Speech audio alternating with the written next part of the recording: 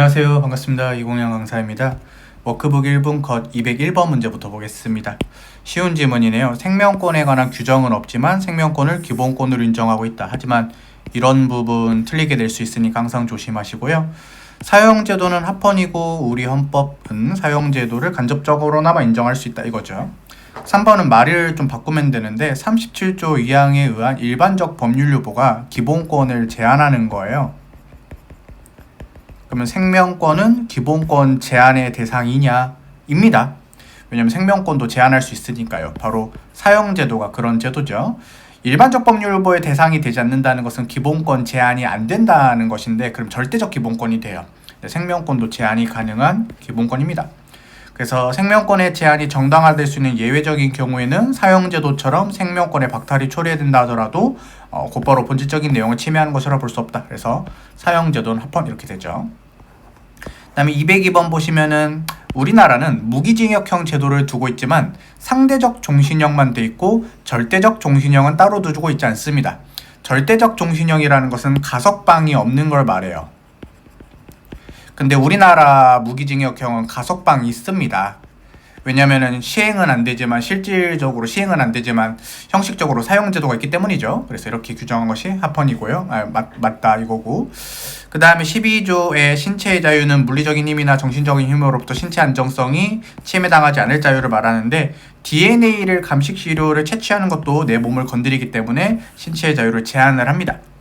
침해인지는 나중에 따로 보는 거고요. 그 다음에 3번은 처벌법규의 구성요건을 다 규정하는 것은 곤란하다. 어느 정도로 명확해야 되는지를 일률적으로 정할 수 없다. 그래서 어느 정도의 범위에서는 법관의 보충적인 해석이 필요할 수 있다. 완벽하게 명확하게 규정할 수 없으니까. 그럼 여기까지는 맞는데 그러면 명확성의 원칙은 최대한의 명확성이 아니라 최소한의 명확성을 요구가 되죠. 그래서 법관이 보충적으로 해석할 수 있을 정도면 되지 완벽하고 최대한으로 명확할 필요는 없다 이거죠. 4번은 전체적으로 맞는 지문이죠. 그래서 기본권의 본질적인 내용을 침해할 수는 없으니까 죄형법 정중이나 소급입법 금지 원칙이나 유추해석 금지 원칙이 이러한 제도다. 이렇게 이해를 하면 되겠습니다. 3번이 답이죠. 그 다음에 법률이 구체적으로 위임해서 조례를 만들어서 벌칙 규정하는 것은 위임이 가능하니까 죄형법정주 위배되지 않고, 그 다음에 여러분들 우리가 위법권 충물에 대해서 시정명령에 응하지 않았을 때 다시 과태료를 부과해도 과태료가 처벌이 아니기 때문에 이중처벌금지 원칙이 위배되지 않습니다. 그 다음에 누범이나 상습범 가중처벌하는 거 가능하죠. 헌법에 위배되지 않고. 4번이 바로 답인데 바로 가정의례 참뜻에 비춰 합리적인 범위 내 라는 것은 죄형법정주의 명확성 원칙이 위배가 되는 것이기 때문에 4번 질문입니다. 명확성 원칙을 곧 들어가게 될 텐데 여러분들이 그 두 문자를 알고 있다고 생각하겠습니다. 그 다음에 1번 법규의 내용이 애매하거나 적용 범위가 지나치게 광범하면 어떠한 경우에 법을 적용해야 되는지 합헌적으로 될 수 있는지 불확실하고 애매하게 되니까 우리가 죄형법정주의 위배가 될 수가 있다. 그 다음에 과거에 이미 행한 범죄죠. 범죄니까 여러분들 행위 당시에 처벌 규정이 있었던 거죠. 그래서 공소시효 정지 규정을 적용해도 그 사유만으로 형벌부소급의 원칙이 언제나 위배되는 것이라고 볼 수는 없다. 그래서 공소시효를 정지하거나 연장하는 것도 가능하다. 그 다음에 3번에 유추해석은 원칙적으로 금지되고 여기서 말하는 유추해석은 피고인에게 불리한 유추해석이겠죠. 형벌조항의 문헌의 의미를 엄격하게 해석해야 된다. 맞고 4번이 답일 텐데 형벌부소급 원칙에서 말하는 형벌이란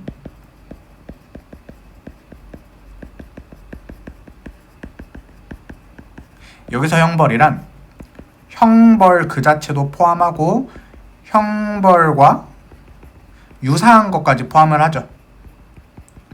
근데 지금 보고 있는 DNA 확인 정보를 수집하는 것은 형벌도 아니고 형벌과 유사한 것도 아닙니다. 이게 삼형제가 있죠. 나중에 계속 나올 텐데 취업 제한제도, DNA 확인, 신원 확인 정보제도, 그 다음에 그 전자장치 부착제도 이게 있어요. 순간적으로 헷갈려 안 될 뻔했는데 그래서 여러분들 우리가 DNA 신원 확인 정보를 수집 이용하는 것은 형벌부소급 원칙이 적용되지 않습니다. 그래서 틀렸죠.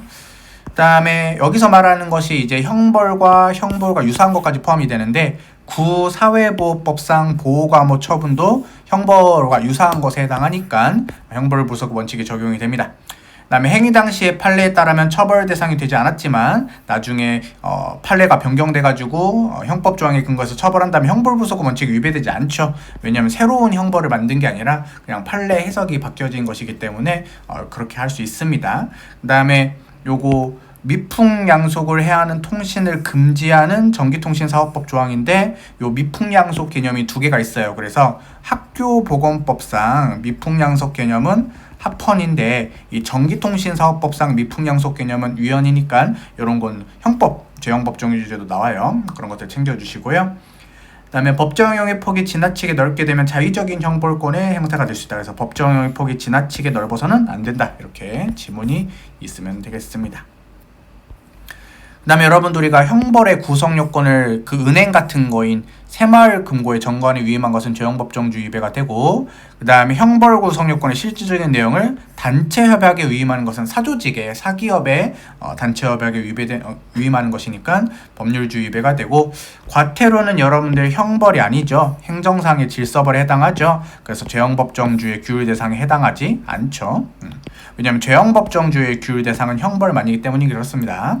그 다음에 호별 방문 등 이런 것들도 다 구성요건 규정이거든요. 그래서 이걸 정관에 정하도록 위임하는 것은 1번과 마찬가지로 죄형법정주 위배가 된다라는 판례예요. 그 다음에 207번 요거 또 그 법적 안정성, 예측 가능성, 명확성의 원칙 모든 입법 제한에 요구가 된다. 그래서 이것도 비슷한 지문이고, 명확성의 원칙은 여러분들 우리가 다 똑같이 요구가 되는 게 아니라 부담적 성격을 가졌을 때 수익적 성격을 가지는 경우에 비해서 더 명확성의 원칙이 요구가 되고, 형사 관련 법률에서 더 명확성의 원칙이 더 강화가 된다. 이렇게 되는 거죠. 그래서 국민한테 손해가 되는 것들은 더 명확하게 규정해야 되고, 국민한테 손해는 아니고 뭐 이득을 주거나 하는 것들은 조금 불명확하게 해도 된다. 그 다음에 명확성의 원칙은 법률을 만들 때 개괄조항이나 불확정 법개념 사용할 수 있습니다. 여러분들 우리가 개괄조항이라는 것은 법에서 배울 때 일반 조항이 이렇게 읽으면 되고요. 불확정 법개념은 살인죄의 구성요건인 사람을 살해한 자 이건데, 살해가 뭔지 해석이 필요해. 뇌정지냐, 뭐 심장정지냐, 아니면 사람이 뭔지도 해석이 필요해. 뭐 태아냐, 아니면은 신체의 모든 부위가 엄마로부터 독립됐냐, 이런 식으로 해석이 필요한 불확정 법개념 얼마든지 사용할 수 있습니다. 좋습니다. 그래서 4번이 답이고요. 그 다음에 여러분들이 건전한 통신윤리 명확성 원칙 위배되지 않고 검사 위신 손상했을 때 아니고, 요거 전기통신사업법상에 우리가 허위통신 금지 조항에 공익을 해야 할 목적 우리 명확성 원칙 위배가 되죠. 그 다음에 운전면허를 받은 사람이 자동차 등을 이용해서 범죄행위를 한 때 이 명확성 원칙 위배가 됩니다. 그래서 두 문자 알고 있다고 생각할게요. 그래서 명확성 원칙 위배되지 않고, 그 다음에 여러분들 3번 지문은 조심해야 돼요. 요 판례 위헌이긴 하거든요. 전문 과목을 표시한 치과의는 전문 과목에 해당하는 환자만을 진료해야 된다. 이것은 명확성 원칙 위배되지 않는 건 맞습니다. 근데 이제 과잉금지 원칙에는 위배가 돼요. 그래서 위헌이지만 어떤 판례인지를 꼭 알아야 되고, 4번이 여러분들 틀렸네요. 공중도덕상 유해한 업무는 명확성 원칙 위배가 되는데 안 된다 했으니까 틀린 지문입니다. 그래서 여러분들 우리가 명확성 1번 이제 여러분들 실수할 뻔했네요. 명확성의 원칙이 위배되는 것 위주로 여러분들이 잘 공부를 해줬으면 좋겠어요. 그 다음에 1번 요거 여러분들 우리가 윤창호법이지만 명확성 원칙에는 위배되지 않으니까 맞고, 그 다음에 이거 인터넷 게시판 실명 확인제도 위배되긴 하지만 명확성 원칙이 위배되지 않으니까 맞고, 둘 다 과잉금지 원칙 위반이에요. 그 다음에 간섭 부분 명확성 원칙 위배되지 않고, 그 다음에 상법상 감사보고서에 기재해야 될 사항 부분은 감사보고서 해가지고 우리가 참바다 유해진 두 문자에서 마지막에 나오는 감사에 걸립니다. 그래서 감사보고서에 기재해야 될 사항을 기재하지 않았다. 요거 명확성 원칙 위배가 되기 때문에 꼭 여러분들 챙겨두시면 좋겠습니다. 그 다음에 요거 명확성 원칙 위배되지 않고, 그 다음에 이것도 명확성 원칙 위배되지 않는데 위배된다 했으니까 틀렸고, 요거 위헌 키워드죠. 공공연하게 알몸을 지나치게 내놓거나 가려할 것을 내놨다. 이거 명확성 원칙 위배가 되는 두 문자에 걸리는 판례고요. 요거는 아니다 해가지고 명확성 원칙 위배되지 않는다. 맞는 지문이에요. 그래서 2번이 답이 됩니다. 그 다음에 212부부터는 여러분들 다른 어떤 챕터로 넘어가기 때문에 여기서 마무리하고요. 또 계속 연결해서 볼 수 있도록 하겠습니다. 다음 시간에 뵙겠습니다. 고맙습니다.